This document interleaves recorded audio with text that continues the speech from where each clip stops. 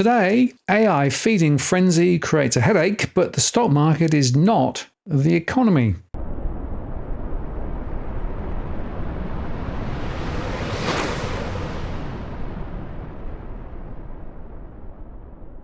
Hello again, it's Martin North from Digital Finance Analytics, world's latest post covering finance and property news. And this is our weekly market update where we start in the US, go across to Europe and Asia, and end up in Australia. And also cover oil, gold, and Bitcoin. Sparked by Nvidia's latest blowout earnings report, stocks surged, and there was a general excitement about a tipping point in generative artificial intelligence. On Thursday, of course, it was the best day in more than a year for Wall Street's main stock indices, and the S&P 500 and the Dow Jones Industrial Average eked out another close on Friday. All three Wall Street benchmarks have scored weekly gains, with the S&P 500 up 1.7%, the Dow up 1.3%, and the Nasdaq 1.4% higher, as AI stocks had enough steam to keep the rally chugging along. Nvidia advanced again on Friday, going up a further 0.4%, and briefly traded above $2 trillion in market valuation for the first time. And by the way, Nvidia's gains on Thursday, the session after its blowout earnings, the chipmaker added $277 billion in stock market value, which is Wall Street's largest ever daily gain. And despite a smaller advance on the final trading day of the week, its performance still dominated the market's attention. Leading cloud computing companies plan to boost their capital expenditures to satisfy demand for AI, training, and inference, and it appears that virtually all of this spending will fall into Nvidia's pocket, said Brian Kaleo, a strategist at Morningstar. We anticipate revenue will rise by a couple of billion each quarter throughout fiscal 2025 for Nvidia as more chip supply comes online. Now, weirdly, one of the most astonishing aspects of Nvidia's advance is that while the stock has rallied around 156% since the day before its earnings report since last May, which is when the euphoria surrounding the AI phenomenon really took off, its forward PE ratio has dropped from 53 times to 33 times earnings. And by the way, the S&P 500 is now trading at around 21 times 2024 earnings per share, which is around $234 per share. And a 21 multiple isn't just high, it's, well, frankly, largely unheard of. And while Nvidia has pulled up other big tech and growth stocks in previous sessions as investors traded the AI play, some of these names did give up some gains on Friday as Apple, Tesla, and Meta platforms all fell between 0.4 and 2.8%. And shares of Super Microcomputer, another beneficiary of the AI rally, dropped 11.8% after the server component maker priced its convertible notes. Among Friday's decliners, Warner Brothers Discovery shed 9.9% on reporting a bigger than expected quarterly loss as the media conglomerate battled the fallout of the twin Hollywood strikes in content generation. But Carvana surged 32.1% on Friday after reporting its first ever annual profit, helped by its pact with bondholders to cut its outstanding debt by $1 billion. And Jack Dorsey's Block jumped 16.1% after the payments firm forecast adjusted core earnings for the current quarter above Wall Street estimates, betting on consumer resilience. So in the end, the S&P 500 gained just 0.03% to end at 5,088.8 points, while the Nasdaq Composite lost 0.28% to 15,996.82, and the Dow Jones Industrial Average rose 0.16% to 39,131.53. And with the annual profit growth of the S&P 500 companies through the fourth quarter now running at more than 10%, the main indices are now up 6 to 7% for 2024 so far, and we're still only in February. At least the US is still tracking real inflation-adjusted economic growth rates of around 3% or more, putting nominal growth at well over 5%, while annual S&P 500 corporate profit growth through last year topped 10%. So the market seems to have a momentum all of its own beyond the real economy. Perhaps a better correlation of markets than the macro picture is how corporate earnings are trending. And they are trending actually quite healthily, according to Justin Bergin, Director of Equity Research at Enterprise Financial. So what about the real economy? Well, metrics like the Buffett indicator, that's a ratio of equity market capitalization relative to gross domestic product, and is used by the veteran investor Warren Buffett to indicate whether stocks are over or undervalued, shows that depending on the market measure used, the total value of US stocks is currently between 1 and 1.5 times to nearly twice as high as annual GDP. That is historically very high. Now, granted, the index is not without its flaws. It does set the value of all goods and services produced in the economy over a year against an equity market cap on any given day. Essentially, it's a stock versus flow measure. And it doesn't account necessarily for 15 years and trillions of dollars worth of central bank monetary largesse, which have juiced asset prices far more than economic activity. But according to a 2022 paper by Lorenz Swinkels, Associate Professor at Erasmus University in Rotterdam, and Thomas Unlaff at the University of Vienna, it is a crude but straightforward way of measuring investor sentiment towards stock markets over the real economy. And Swinkels, who is also Executive Director of Research at Robeco and UMOF, makes the simple point that as more economic resources are deployed in capital markets, equity prices are being driven up without any commensurate increase in real economic activity, and expected returns fall. And yet the performance of Nvidia and other big tech has pushed Fed worries into the background, even though investors have been walking back expectations for Federal Reserve interest rate cuts. Recent Federal Reserve speakers echo the content of the FOMC minutes since they were published. Communication has been understandably cautious on the inflation outlook, considering the recent higher than expected CPI, particularly stressing the risks of cutting too early or too fast. In fact, the 29th of February PCE release may well come in stronger than expected, and that would push rate expectations even further away for a cut. Fed Governor Christopher Waller said that the bank was in no hurry to cut interest rates early, given that inflation remained sticky. His comments came after several other Fed officials offered similar signals this week, as did the minutes of the Fed's late January meeting. Labour data on Thursday showed that weekly jobless claims unexpectedly fell, indicating continued resilience in the labour market, which also gives the Fed more impetus to keep rates higher. The CME FedWatch tool has now shown that markets have pretty much entirely priced out the chance of a May rate cut, while chances for a hold in June jumped to 38.6% from 28.7% seen a day prior. Goldman has pared its forecast of rate cuts from 5 to 4, June, July, September, and December. However, it lifted to 4 from 3 previously, more cuts in 2025, to the same terminal rate of 3.25 to 3.5%. And Capital Economics also pushed its forecast for the first cut this calendar year to June, but it's still forecasting 100 basis points of cuts in 2024 and another 100 basis points cuts in 2025 to reach the same terminal rate as Goldman. Anyway, Treasury yields climbed again this week, with the 10-year at 4.247 and the 2-year now at 4.688, while the US dollar index sat at 103.93. Oil prices receded on Friday and fell over the week as concerns over sluggish demand largely offset bets on tighter supplies due to disruptions in the Middle East. The US crude futures traded 2.6% lower at $76.61 a barrel, while the Brent contract dropped 2.5% to $81.71 a barrel. At the same time, oil inventories are rising. Last week, commercial oil inventories rose by another 3.5 million, bringing the 4-week increase to 22.3 million. Production remains at a record 13.3 million barrels per day.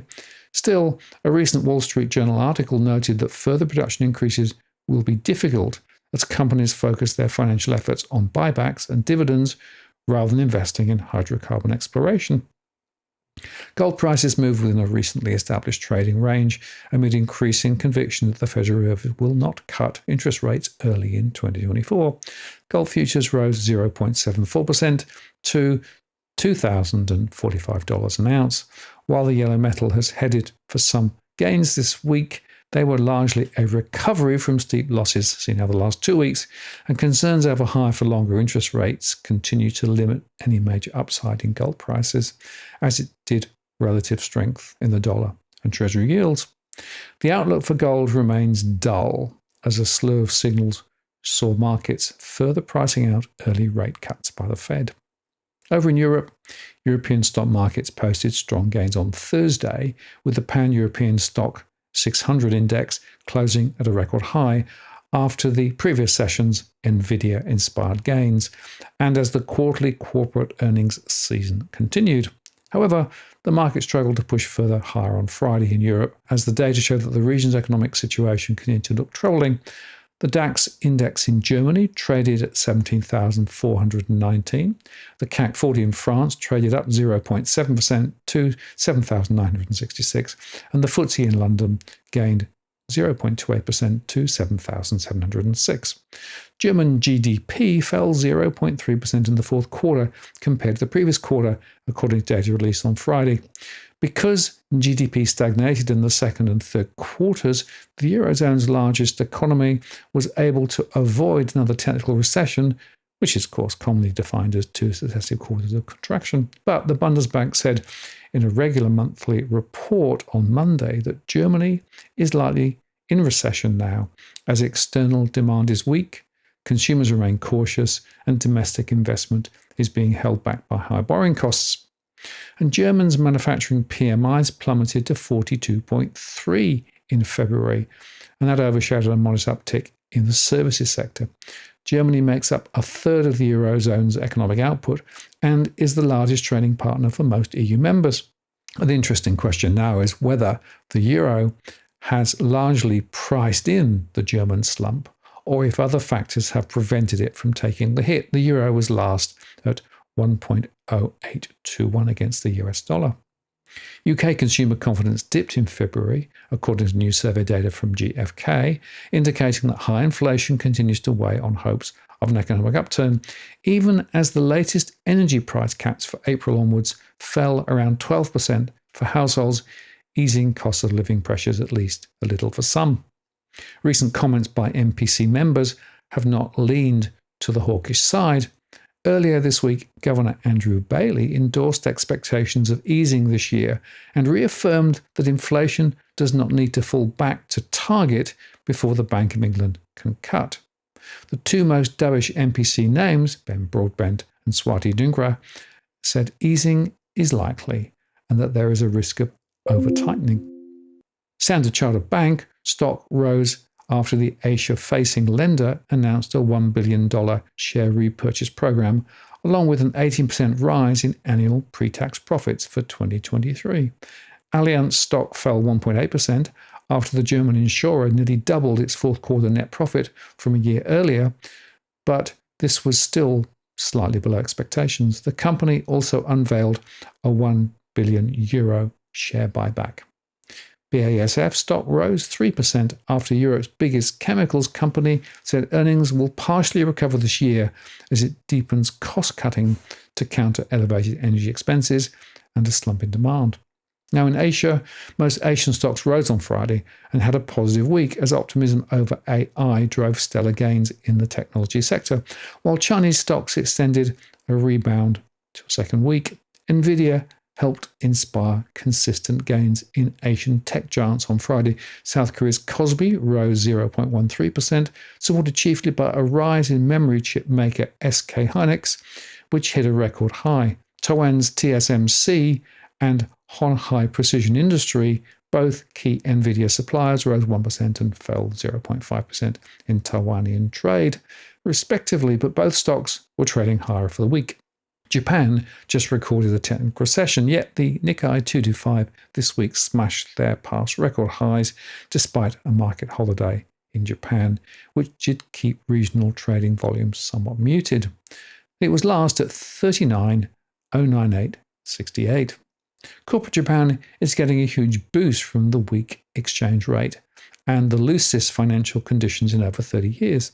Little wonder so many investors are so bullish on Japan, even though the economy is in a technical recession and where real interest rates will remain deeply negative even after the Bank of Japan ends its ultra-loose policy.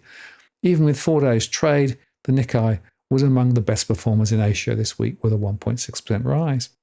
Stocks in China moved in a flat to low range on Friday, but were headed for a second straight week of gains. The Shanghai Shenzhen CSI 300 and Shanghai composite indices moved less than 1% in either direction, while Hong Kong's Hang Seng fell 0.2%. The Hang Seng is up 2.2% this week on strength in heavyweight tech and mainline stocks, while the CSI 300 and the Shanghai composite were up between 3.4% and 4% for the week, their second straight week of gains after hitting 5-year lows early in February. Sentiment towards China was bolstered by signs of improved consumer spending during the Lunar New Year holiday, while the government also doled out more supportive measures by cutting interest rates and restricting block share sales. But the scale of the economic problems are clear in data showing that China's new home prices continued their downward trend with a further drop of 0.3% in January, even though the pace of that decline slowed from the prior month, and the biggest cities did see some stabilization. Expecting further monetary stimulus ahead, 10-year Chinese government bond yields fell to 2.39%. That's the lowest since June 2002, and the yuan weakened to 7.1952 against the US dollar. In Australia, the S&P ASX 200 finished up 0.4% or 32 points on Friday to 7,643, and it's a fall of 0.2% across the week, punctuated by hundreds of corporate profit results. Markets have tailwinds as the Nvidia result has re-energized the AI euphoria, and the buying is supported by earnings, so it's not like the dot-com boom, said Matthew Sherwood, Chief Investment Strategist at Perpetual, but there is still some headwind to watch as rate cut expectations have been wound back. The best performer on the local share market was Afterpay Block. Its cost-cutting drive and December quarter revenues of $5.8 billion beat analyst expectations, and the stock soared 16.5% to $170.94. Shares in home internet provider Aussie Broadband rocketed 18.6% to $4.53 after it beat forecasts for internet subscribers and profit growth.